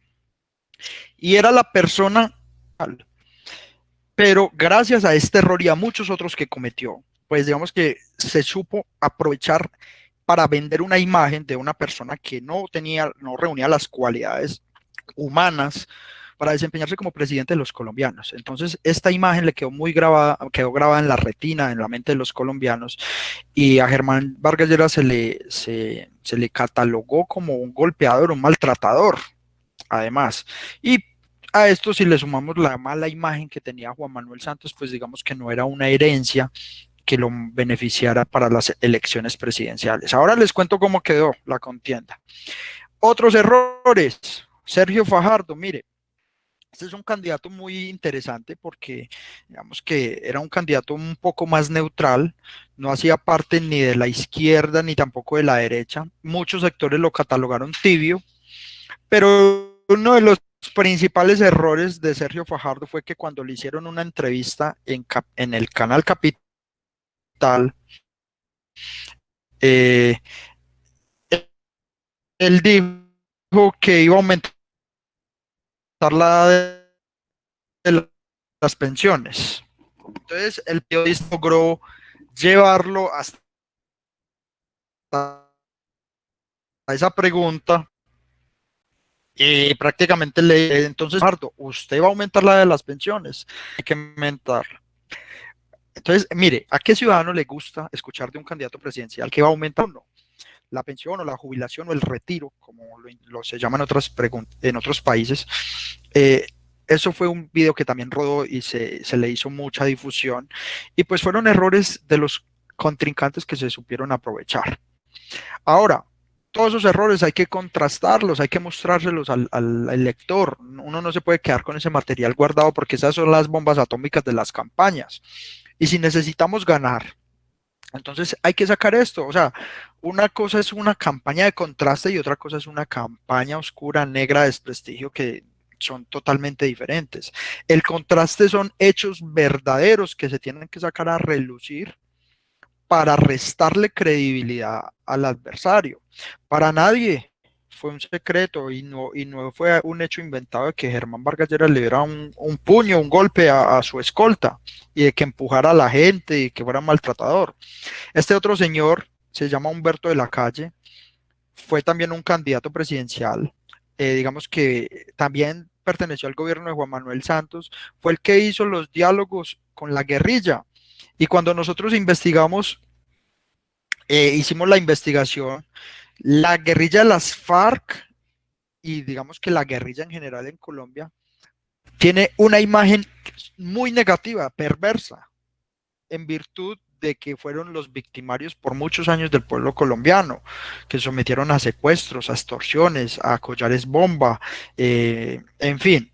Entonces el mero hecho de que Humberto de la Calle se sentara a negociar con las FARC, pues ya le restó, digamos, mucha imagen, credibilidad, además del lastre que venía del gobierno Santos. Entonces la gente no quería saber nada del gobierno de Juan Manuel Santos. Increíble que Humberto de la Calle, que era asesor del gobierno Santos, y Germán Vargas Lleras que era su vicepresidente, quedaran en las últimas posiciones del abanico de candidatos. Bajamos, este señor, Sergio Fajardo, el que acabamos de ver en el video, un poco más neutral, pero como habían sectores que lo catalogaban de tibio, entonces había que jugar porque se convertía en una real amenaza, había que mostrarlo que no era ni tan tibio, que era más de izquierda. Y aquí vemos personajes como Claudia López, la actual alcaldesa de Bogotá, Jorge Enrique Robledo y otros personajes que lo acompañan atrás, que hacen parte de la izquierda radical de Colombia. Entonces Sergio Fajardo había que ponerle esa etiqueta de que no era de centro, era de izquierda y la gente de Colombia no quería saber nada de izquierda. Y por último, Gustavo Petro lo ligamos mucho a la figura de Hugo Chávez y pues por obvias razones todos en Latinoamérica conocemos qué representa el chavismo en Venezuela actualmente con su heredero Nicolás Maduro. Entonces cuando contrastamos al adversario, pues sacamos una muy buena campaña, una muy buena ventaja, empezamos a puntear las encuestas. Este video también prometo subirlo. Aprovechamos, digamos, toda esa coyuntura que se estaba generando en la época de las elecciones y contamos una historia o un cuento animado, además, con los personajes. Entonces, por ejemplo, este cuento representa a los tres cochinitos, recuerdan ese cuento, esa historieta que nos contaron en la niña de los tres cochinitos, que tenían tres casas, una de paja, una de madera y otra de ladrillo. Entonces, representamos muy bien durante toda la historia a cada uno de estos personajes. Este, por ejemplo, es Juan Manuel Santos con su casa de paja. Y bueno, de una manera muy simbólica y muy cómica lo sacamos. Germán, mire, incluso aquí ponemos Coscorrones S.A., pues en virtud. Así sucesivamente se fue construyendo una historieta y se fue contando una historia, valga la redundancia, con mucho humor y muy animada de lo que presentaba, digamos que la esperanza para recuperar nuevamente el rumbo del país. Así quedaron las elecciones en la primera vuelta. Iván Duque punteó con un 39%, seguido de Gustavo Petro. Sergio Fajardo llegó a un 23%, quedó en tercer lugar. Y lo que yo les hablaba, mire, los dos candidatos del presidente Santos de últimos, de cuarto y quinto lugar, y en especial Germán Vargas Lleras fue la campaña más costosa del país. Obviamente la campaña que contaba con millones de dólares apoyo de muchos sectores y a la campaña a la que más se le invirtió, la campaña que más estructura tenía casi que la gran mayoría de congresistas de Colombia estaban con este señor, pero el pueblo sencillamente votó por estos otros. Nada de lo que representara de Juan Manuel Santos querían, digamos, lo votaron. Votaron fue por estos tres señores. Sergio quedó de tercer puesto, pero la cosa hubiera sido tan diferente donde Sergio y Gustavo, donde Sergio hubiera llegado a la segunda vuelta, o sea, hubiera ocupado el segundo lugar, tal vez eh, la segunda vuelta para Iván Duque hubiera sido más compleja, más difícil, porque Gustavo Petro reflejaba además el voto de rechazo más grande. Entonces, por eso es que es tan importante investigar para saber en qué posición me encuentro y cuáles van a ser mis tácticas y maniobras de campaña. La segunda vuelta fue esta. Iván Duque ganó una aplastante derrota del 60% versus el 36%, pero por lo mismo, porque Gustavo Petro representaba el voto de rechazo más alto en Colombia y aparte de eso se le ligaba al chavismo, todos sus nexos con el gobierno de Maduro, fue un guerrillero del MIS que incendió el Palacio de Justicia hace 30 años, se tomó la embajada, en fin. Entonces la gente prácticamente votaron por Duque en la segunda vuelta en rechazo a Gustavo Petro. El panorama fue así, mire, después de la investigación que realizamos, este fue el mapa del 2014 versus el mapa del 2018. Mire la costa, lo que hablábamos. Yo creo que el vallenato dio mucho resultado, la gran afinidad que se generó, pero no solamente se ganó una campaña por vallenato, sino porque fue tal vez la campaña que más logró conectar con el ciudadano y capitalizar los errores del adversario y todo ese rechazo que se generó. Por último, por último, debo decir que el último consejo que les doy antes de cerrar la sesión y ya venirme a la sesión, a la parte de las preguntas, es que hay que investigar. Una campaña se gana con datos, con cifras, con investigación, con, con información, con análisis. Cuando yo no investigo en una, previo a una campaña, pues sencillamente estoy navegando sin brújula en un océano. No sé para qué dirección ir. Y así es que se construyen las campañas. Lastimosamente, la mayoría de campañas se construyen hoy en día es a punta de intuición.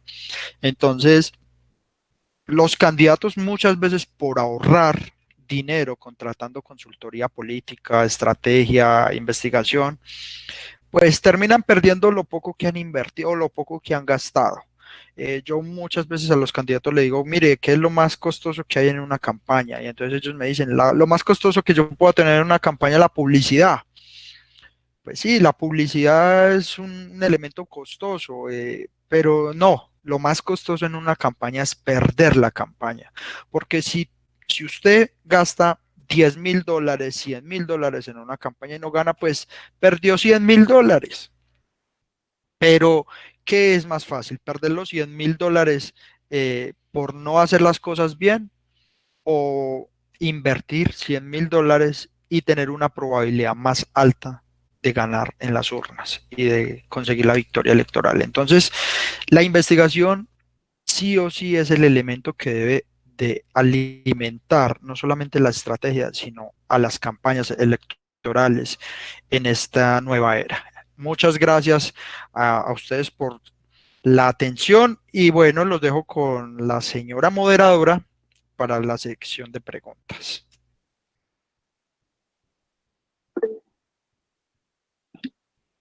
¿De acuerdo? A ver, chicos, quien tenga una pregunta puede iniciar, puede abrir su micrófono o escribirlos por el chat.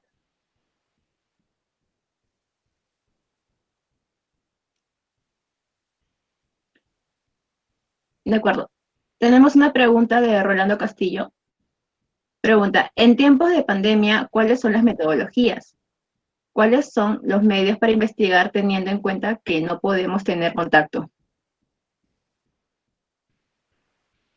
Ujú.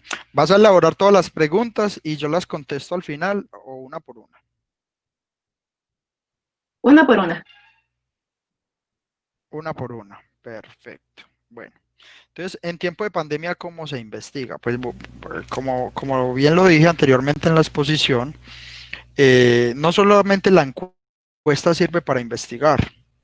Digamos que la encuesta es de por sí el instrumento rey que más se ha utilizado para indagar o investigar diferentes nichos electorales o mercantiles, en fin. Pero tenemos otro tipo de instrumentos, entonces los datos, toda la inteligencia artificial, las entrevistas, los trackings que se hacen desde call centers, en fin.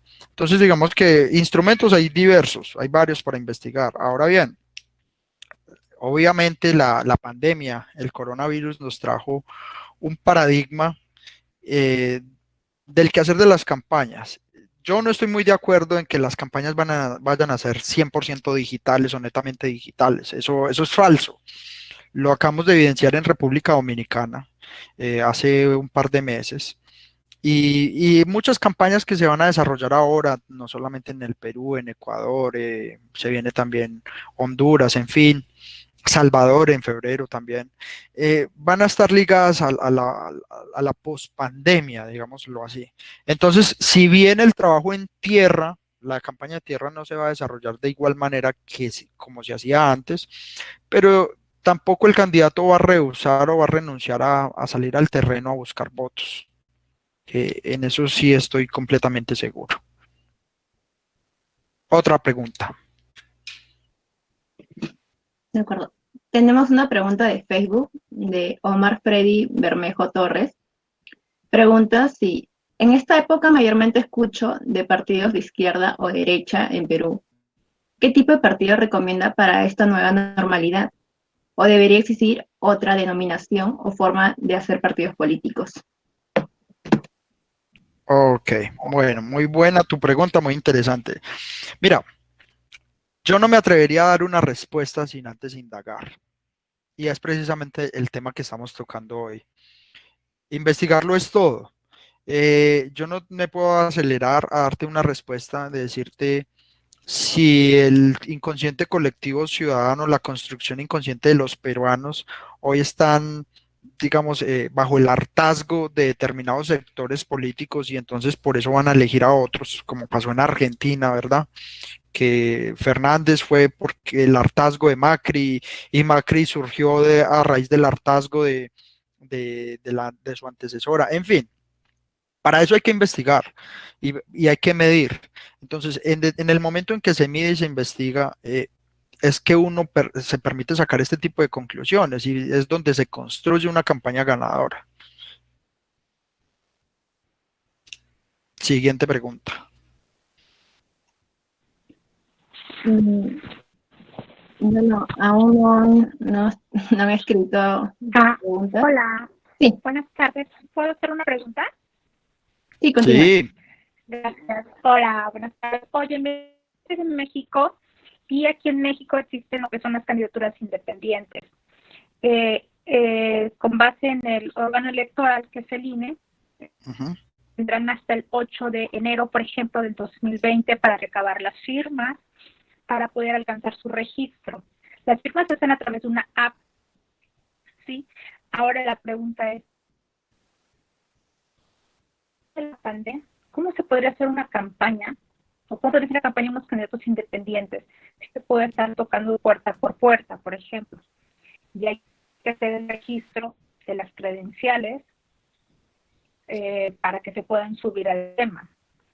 Podría hacerse una campaña para que esas personas que van como candidatos independientes y no están tan posicionados puedan recabar esa cantidad de firmas. Ok, bueno, muy puntual tu pregunta. Mira, frente a las candidaturas independientes, les toca el doble de trabajo. Lo he visto en México, en Colombia, que tienen que recoger determinado número de firmas y validarlas ante el organismo electoral, en este caso el INE, ¿verdad? Que es el Instituto Nacional Electoral. Entonces son dos campañas. Eso tiene una desventaja y una ventaja.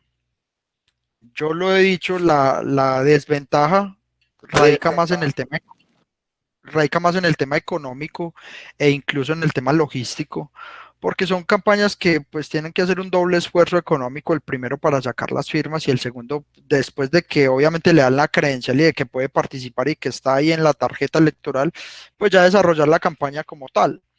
Entonces eso tiene doble de costos, doble de logística, pero tiene una gran ventaja y es lo que yo le digo a los candidatos independientes y es que usted está haciendo la campaña anticipada, o sea, se está dando a conocer más que los potenciales contendores o los otros candidatos de los otros partidos. Entonces, por ejemplo, algo que pasó aquí en Colombia en las pasadas elecciones presidenciales fue que la mayoría de candidatos eran independientes, se inscribieron por firmas. Así al final eh, pudieran, digamos, aspirar por un partido político, pero lo hicieron como una medida estratégica para no solamente recoger las firmas, sino para darse a conocer, para posicionar más su nombre.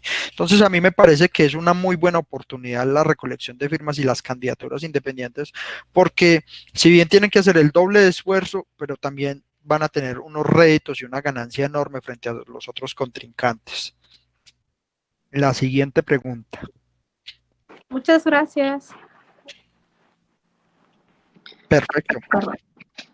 Hammer, Ana Tello para preguntas. Ah, ya. Sigue vale. Saturnino. Hammer, buenas tardes. Yo también estoy ubicado en Colombia. Quería preguntar, ¿es acertado decir que en las elecciones en Colombia, digamos, en este momento estamos viviendo ya un tiempo preelectoral y estamos viendo que casi o sea, todos los partidos políticos o movimientos de izquierda están en contra del gobierno en este momento, utilizando todas las formas de lucha? Se puede creer que esto tiene también apoyos internacionales. Bueno, ¿cuál es tu nombre, perdón? Saturnino Velandia. Bueno, Saturnino, mira, te cuento. Por lo que he podido conocer del tema, te puedo decir que sí. Hoy en día, digamos que el país se ha polarizado en dos grandes bloques. Acá no existe centro. Estamos hablando de Colombia. Aquí no existe centro. Aquí es una polarización entre lo que antes conocíamos como liberales y conservadores, hoy es derecha, izquierda, los del no, los del sí en el plebiscito, los que estaban con Santos, los que estaban con Uribe. Y hoy pasa exactamente la misma dinámica o el mismo escenario y es la izquierda con todos estos sectores, partidos progresistas, partidos que entre comillas se hacen llamar de centro, pero no, de centro no tienen nada, por ejemplo el Partido Verde. Es un partido netamente de izquierda. Tú ves los líderes que tiene el Partido Verde y son de izquierda. Ahí está Navarro Bol, está Claudia López, en fin. Por eso es que la imagen que muestro de Fajardo, lo ubico ahí. Y también están los partidos de derecha. Entonces, incluso hay partidos como la U que están en una dicotomía porque no saben qué posición tomar. Incluso lo evidencio en el Capitolio.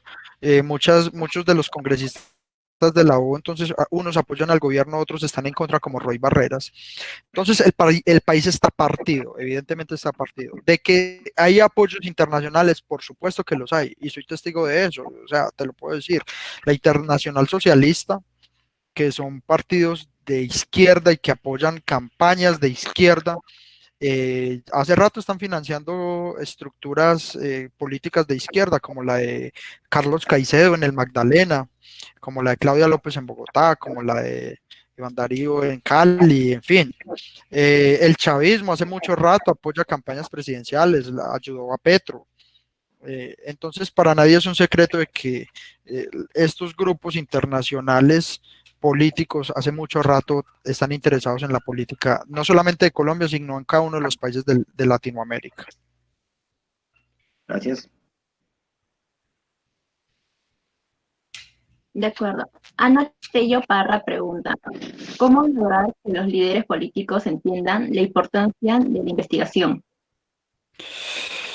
Ana, pues a ver, Ana, ¿qué te digo? Eso, pues uno cumple con mostrarles esta información, con concientizarlos de que el proceso que están desarrollando va a salir avante y va a ser más fructífero si se suben a este bus, pero hay muchos que no, esto no lo van a entender, sencillamente porque son de otra generación, son políticos que no entienden este tipo de procesos y no creen además.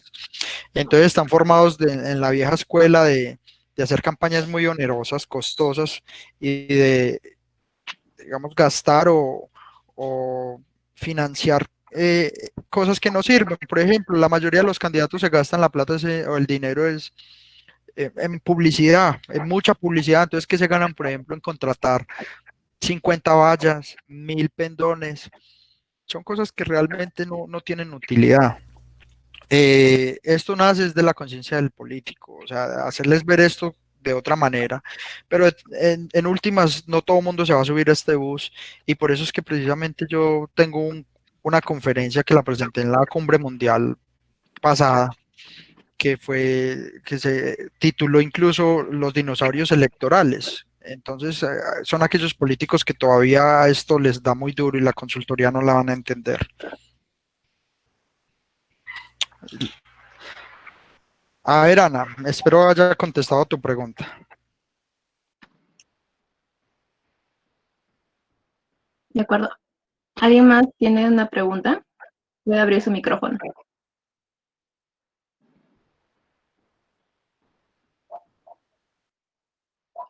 Mm, Bueno, mientras van formulando su pregunta, ah, ¿sí? Saturnino, por favor, dejo el micrófono encendido. Bueno, voy a hacerle una pregunta respecto al neuromarketing. Tengo entendido que esta técnica pues no toma mucho en cuenta el pensamiento subjetivo de nosotros, ¿no? Del público, a diferencia de los focus group, que yo he participado en muchos focus group y, bueno, al parecer su intención es saber nuestra forma de pensar, ideas y sentimientos. Y en el neuromarketing no. En esto, para la política, para los partidos políticos o los candidatos que usan el neuromarketing, eh, ¿qué tan, qué tan provechoso es a diferencia de los focus group? Bueno, discúlpame, ¿tu nombre es cuál? Noemi. Ah, ok, Noemi, es nuestra moderadora, perfecto. ¿Qué te digo? Mira, ninguna técnica de recolección de información o de investigación va a ser perfecta, ninguna, porque siempre van a existir elementos subjetivos, o sea, siempre va a existir un sesgo, incluso cuando se recogen encuestas, siempre hay sesgo en la información. ¿Por qué? Porque pues el entrevistador muchas veces en sus preguntas influye a la respuesta. O incluso el entrevistado puede mentir. Yo te puedo hacer una entrevista y tan sencilla como esto y te puedo preguntar cuál es tu edad y tú me puedes mentir si no me sacas un documento de identificación que me compruebe que sí me estás diciendo la verdad. Entonces, ¿yo qué recomiendo? Entre más instrumentos de medición y de investigación tengamos, mucho mejor. Entre más fuentes de datos, sea neuromarketing, o sea, de las tradicionales, tengamos en la campaña mejor porque nada va a sobrar. Entre más información haya, mejor porque nos va a ayudar a tomar decisiones y a construir bajo cimientos fuertes la campaña. De acuerdo, gracias. ¿Alguien ya formuló su pregunta?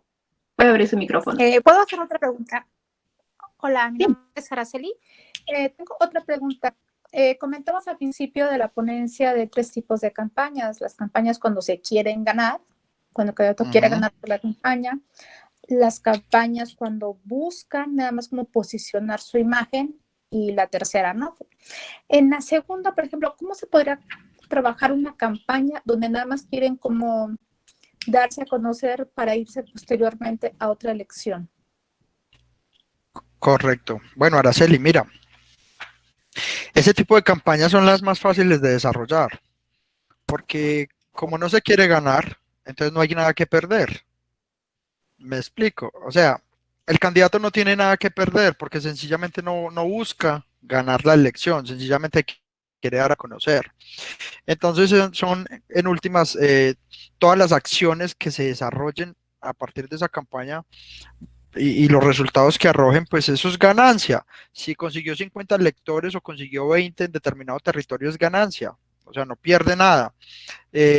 Lo poco o mucho que invierta en su campaña, pues le va a traer réditos electorales. Ahora, lo que yo sí recomiendo para esas campañas es ser muy disruptivos, sin caer, digamos, en ese tipo de acciones, mm, ¿cómo lo digo yo? Burlescas o cómicas o convertirse en el reír de la gente, pero sí ser un poco más disruptivo que el resto de campañas porque en últimas tienen todo para arriesgar y no tienen nada para perder. Ok, y en el caso de gracias, y en el caso de las campañas de aquellos que quieren como posicionar su imagen, pero para lograr tener algún cargo dentro del gobierno, ¿sería lo Claro que mismo? sí. Mm, Yo digo que ahí sí les toca hacer un buen trabajo. Mire, las campañas más fáciles, como lo acabo de decir, son las segundas. Las que quieren solamente participar y posicionarse, darse a conocer, en fin, todo es ganancia. Pero aquellos que saben que no van a ganar porque hay un candidato mucho más fuerte que ellos, más demoledor, con mucho más presupuesto, con más estructura, con más estrategia, en fin. Entonces hay personas que son sensatas y saben que no van a llegar al final a disputar una elección para salir perdedores.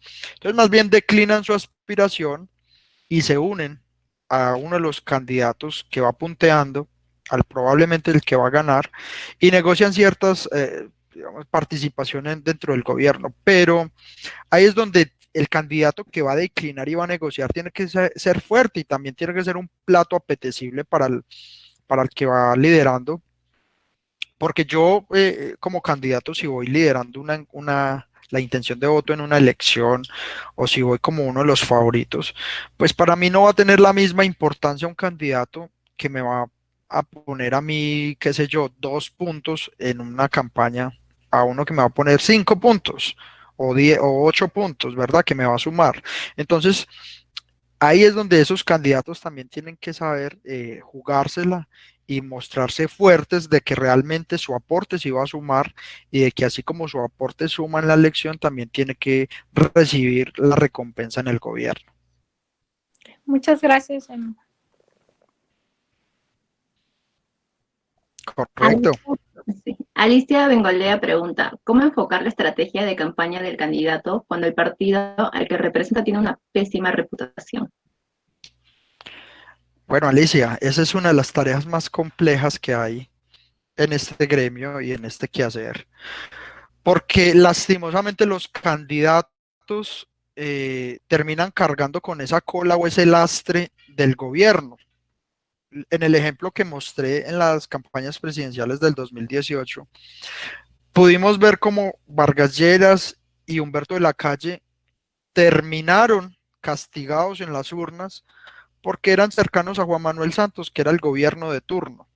Entonces lo mismo pasa con los candidatos, por eso es que los candidatos tienen que desmarcarse a tiempo del gobierno en el que participan o al cual son afines para que después no les vaya a cobrar los electores en las urnas. Esa es de las tareas más dispendiosas porque además en los debates los candidatos contendores también los van a atacar y les van a sacar a relucir ese tipo de circunstancias. Entonces, lo peor que puede pasar para un estratega o incluso para un candidato, un asesor, es encontrarse con una campaña afín a un gobierno que no goza de popularidad o de buena aceptación. Es nefasto. De acuerdo. Tenemos preguntas desde Facebook. Leonel Rodríguez Erazo manda saludos desde Ecuador y pregunta, aquí sucede lo siguiente, varios integrantes de la izquierda ecuatoriana consideran que algunos candidatos de derecha han declinado de participar por miedo al binomio de Rafael Correa. Ante esto, ¿consideras que esta tesis es real o simplemente se retiran para no fragmentar el voto de la derecha y así votan en contra de la izquierda? O denomina progresista. Claro. Pues mira, yo creo que la palabra miedo ahí no aplica ni no cabe, porque pues digamos que un político lo que menos tiene es miedo de algo. La política es de apostadores y es de tahúres. Yo creería más que es una jugada estratégica para no segmentar ni dividir la votación en varios candidatos y poderle dar la pelea a la izquierda. Esto ha ocurrido en muchas partes y es precisamente lo que pasó pues, en México. En México Andrés Manuel López Obrador llegó y arrasó porque los otros partidos o las otras facciones contendores a Andrés Manuel López Obrador pues tuvieron diferentes candidatos. Lo mismo pasó en las pasadas elecciones de Colombia. Y mire, República Dominicana hace 2 meses, prácticamente lo mismo, que el gobierno de turno sacó su candidato, Leonel Fernández, que ya había sido presidente, que era de la misma línea del presidente actual, también fue candidato y dividieron la votación y llegó Luis Abinader y reunió toda la derecha y votaron por él. Entonces, en las elecciones también se debe medir ese olfato, perdón, ese humor o digamos esa coyuntura política y saber qué estrategia emplear. Para mí lo que está sucediendo en Ecuador es básicamente lo mismo que está pasando en Colombia o incluso lo que puede pasar en el Perú, y es que haya dos facciones, tanto la izquierda como la derecha, y que se peleen la elección. Aquí pierde no el que tenga más dinero, porque si a eso vamos, Álvaro Noboa pues es un candidato que tiene mucho dinero, pero aquí pierde es el que menos estratégico sea y el sector que más divida sus votos seguramente no va a lograr salir airoso en las urnas. De acuerdo. Otra pregunta desde Facebook. Isaura Rodríguez Pérez pregunta, saludos desde Argentina. En esta nueva normalidad, ¿consideras válido realizar investigación cualitativa a través de Zoom, Google Meet o alguna plataforma? Bueno, yo digo que el canal eh, el canal es lo de menos. El canal es lo de menos. Lo que debemos de enfocar es en recoger los tres paquetes de información, los elementos fundamentales, los coyunturales y los electorales. Esa es la investigación que sirve. En últimas, necesitamos es saber qué está pensando la gente, saber qué quiere la gente y qué no quiere, porque genera tanto rechazo. Eso es básicamente como lo que necesitamos saber. De resto, si la investigación se hace a través de un call center o se hace desde Zoom o se hace en una entrevista o en una encuesta personalizada, pues eh, el método es lo de menos en este momento de pandemia, pero sí necesitamos es conocer la realidad por la que está atravesando el ciudadano. De acuerdo. Desde Guatemala, Jason Urbizo pregunta, ¿cada cuánto recomiendas hacer medir un político ya en el puesto? ¿Y qué herramientas recomiendas? ¿Encuesta, focus group o alguna otra? Eh, a ver, ¿cada cuánto? Pues yo considero que hay que hacer una medición constantemente, mm, siquiera mensual, porque en un mes pasan demasiadas cosas. ¿Y qué elementos? Focus Group, bueno, vuelvo y reitero, entre más instrumentos de medición y de recolección de información tenga uno, mucho mejor. Yo no puedo decir aquí que el Big Data o la encuesta o la escucha online o el neuromarketing sean los que tomen la delantera o los que deban aplicarse, ¿no? Como te digo, gustos hay muchos. Yo tengo mis gustos, me inclino por algunos, pero entre más métodos de recolección de información haya, mucho mejor.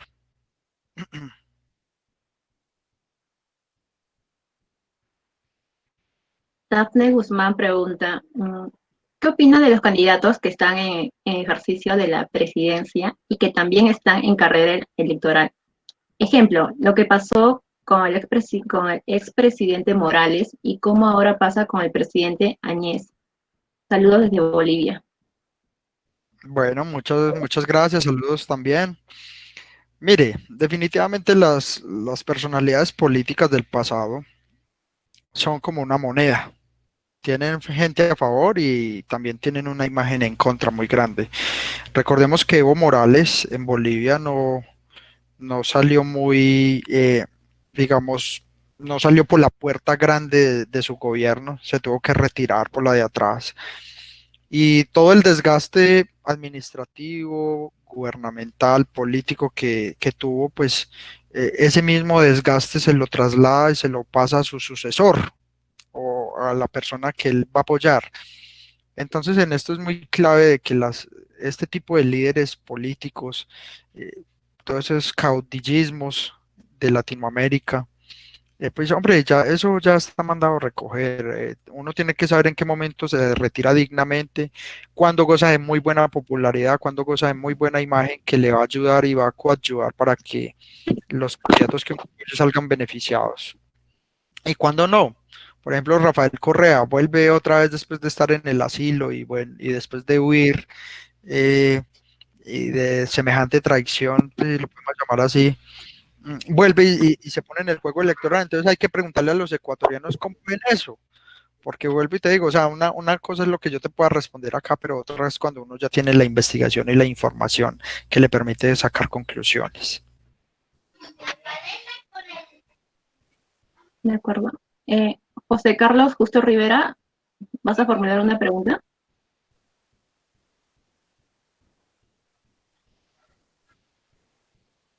Ok. No. ¿Alguien más desea formular una pregunta? Puede abrir su micrófono.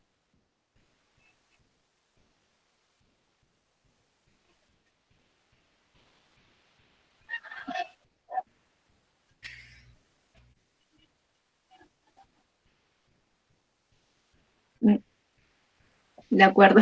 Bueno, ya estamos a 5 minutos de las 5 de la tarde y entonces damos por concluida esta clase magistral.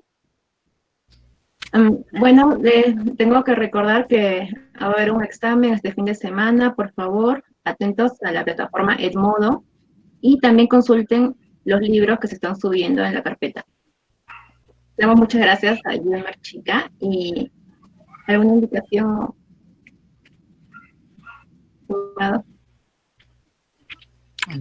Bueno, muy amables a todos por la asistencia el día de hoy, de nuevo a la asociación.